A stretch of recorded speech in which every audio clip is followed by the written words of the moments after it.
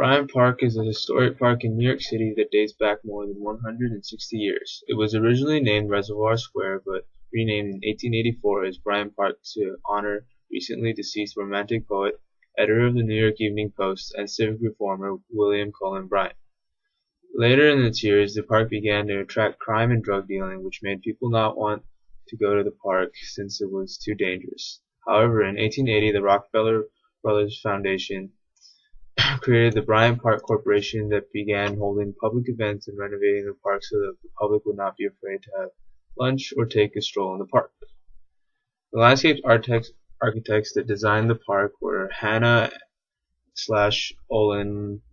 which proposed new entranceways to be able to see into the park from the street and enhance the formal French garden design.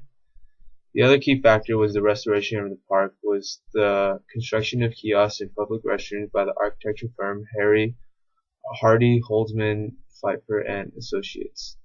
The concept of the restoration was put forth by William H. White, who said that the introduction of pedestrian amenities combined with the open access and places to sit would increase public enjoyment of the park. The park is a public area and by definition is very sustainable since all it does is provide a place for people to sit, relax, and escape the urban jungle of New York City. The environmental cost of the park is very minimal since it provides the service of a tranquil space to the public which has no waste.